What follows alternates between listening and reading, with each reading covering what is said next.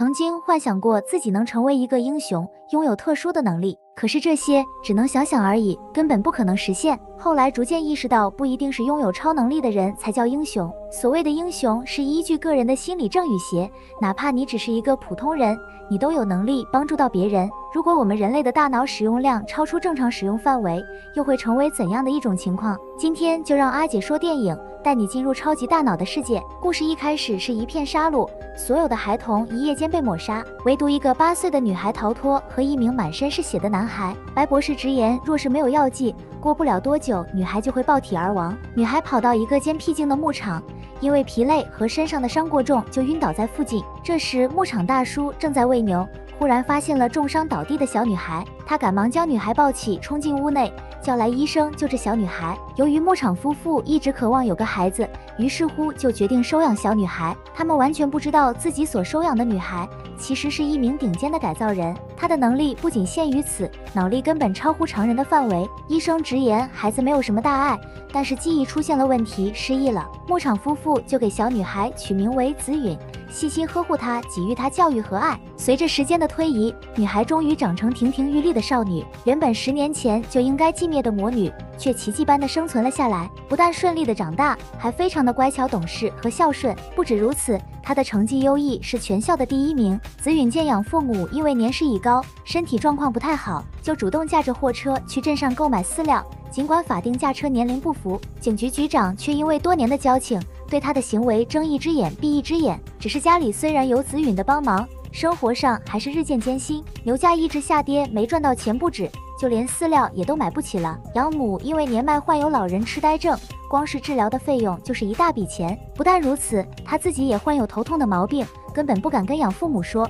隔天上学，紫允和闺蜜碰面，闺蜜是警局老大的女儿，劝女主以后少开车上路，免得被抓进看守所。不过她知道紫允缺钱，便撺掇她去参加选秀节目，只要拿到第1名就能获得5亿奖金。对于生活落魄的家庭来说，这可是天降巨款巨资。紫允二话不说报名参赛，凭借出色长相和甜美歌喉拿到区域最高分，获得前往首尔参加晋级赛的机会。这件事让一家人兴奋得合不拢嘴。晚上坐在客厅看重播，主持人在她唱完后还让紫允展示别的才艺，紫允只好表演了一个小魔术，就是让话筒飞起来。虽然没什么破坏力，却看得养父母眉头紧皱，他们担心孩子成为别人眼中的异类。这时家里座机忽然响起，是一个没有声音的电话，全家人都没在意。远处的森林里，老崔点燃一根烟，望向灯火通明的牧场，沉默不语。很快，紫允收到了晋级赛直播通知，她带上闺蜜一起坐车去首尔，路上吃着爱心满满的煮鸡蛋，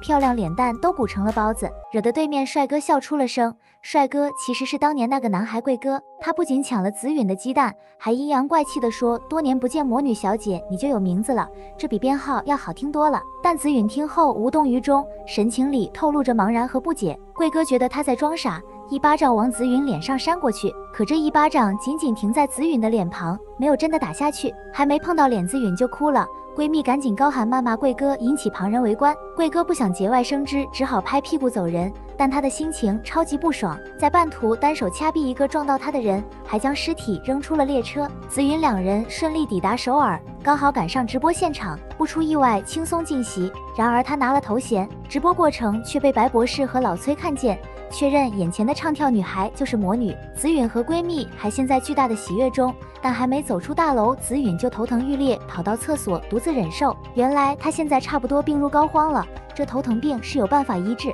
但要找到亲生父母做骨髓移植手术，否则她最多只有3个月可活。紫允擦了擦鼻血，淡定地跟闺蜜出门拦车回家，却被一群黑衣壮汉拦截，生拉硬拽要跟紫允私聊。闺蜜急中生智，在一群孩子走出来时，趁乱抓住紫允打车离开。2人回到镇上后，刚好赶上最后1班公交，然而公交车却迟迟不来。不速之客贵哥再次出现，对紫允表示同情。原来公交车在前面瘫痪了，贵哥诡异地提醒紫允得快速赶回家，不然二老年迈什么时候忽然暴毙也不奇怪。紫允连忙跑去出租车站打车，等赶到牧场，天已经擦黑，家里却没有开灯。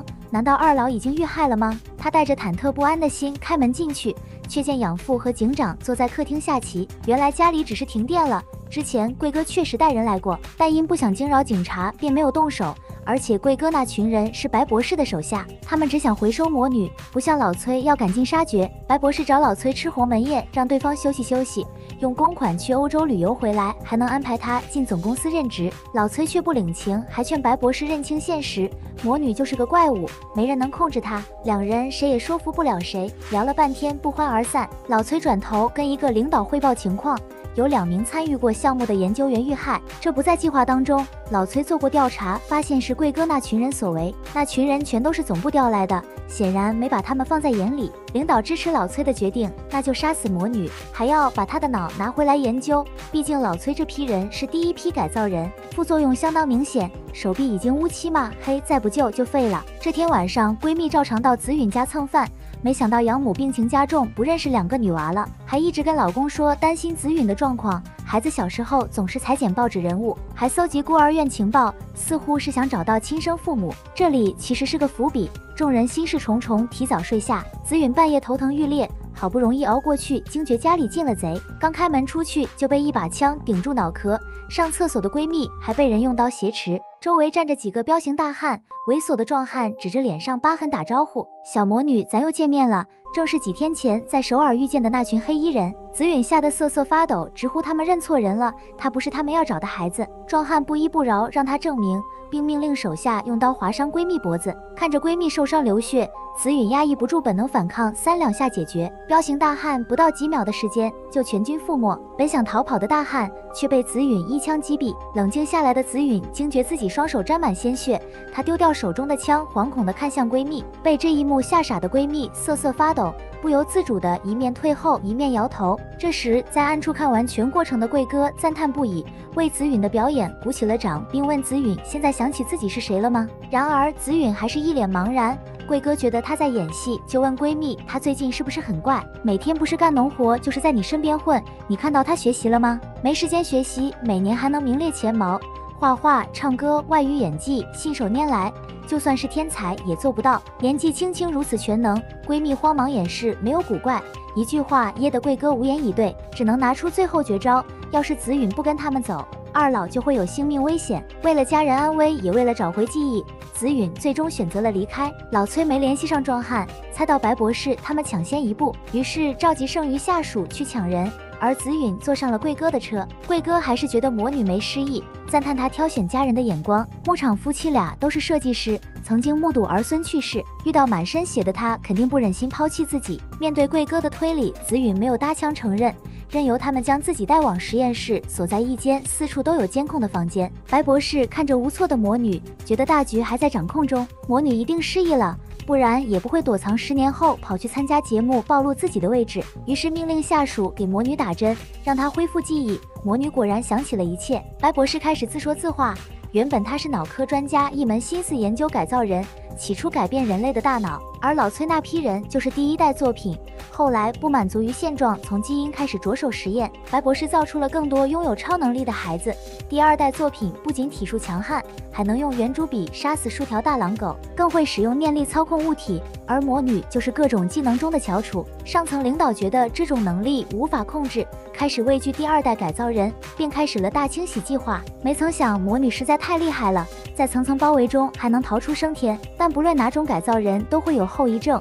魔女这种由于大脑承受不了暴力因子，早晚会七窍流血而死。连大清除后，组织觉得没必要追查下去，岂料她竟然好端端的活了10年，还在电视台展露了自己的能力。白博士想通了其中的缘由，只要限制大脑活动量，让身体机能下降，就能延缓后遗症，所以虚弱的魔女才能活那么多年没死。但要根治这种病，只能找亲人移植骨髓，可惜魔女连亲生父母是谁都不知道。这时魔女已经口吐鲜血，眼看即将命归西天，白博士却并不着急，让下属又给魔女打了一针。这次的针剂能压制后遗症发病，还可以让人随意发挥超能力，但效果只能持续1个月，之后要是不打针，后遗症就会加速恶化。意思就是魔女如果不想受头疼折磨，最好做个听话的乖乖女，保证每月都能拿到解药。然而魔女怎么可能做个逆来顺受的孩子？打完第2支针后，立刻原形毕露。他直言这已经超乎他的预期了，并满意又诡异地笑着。紫云脸上的满足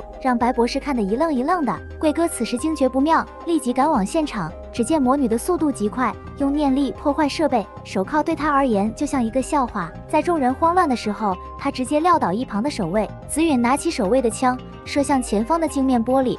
可是镜子比他想象来的还坚固。白博士想用睡眠气体控制魔女，可惜对于强大的魔女而言根本不够看，一片白茫茫，看不清里面的状况。白博士让人立刻停止气体的喷洒。当白烟逐渐消失，魔女也消失在了房间里面。只见天花板上开了一个洞，魔女已经悄然顺着通风管爬过来。两个守卫被击毙。此时魔女出现在白博士身后，用枪对着他。原来魔女自始至终都没失忆，一切不过是为了实行她自己的计划而伪装的。高明的猎手往往懂得如何布局，魔女将这一点做到了极致。她总是想找到白博士拿到医治后遗症的办法，可是他是孤立博，很难追踪到白博士的线索。眼看大限将至，只好冒险钓鱼上钩。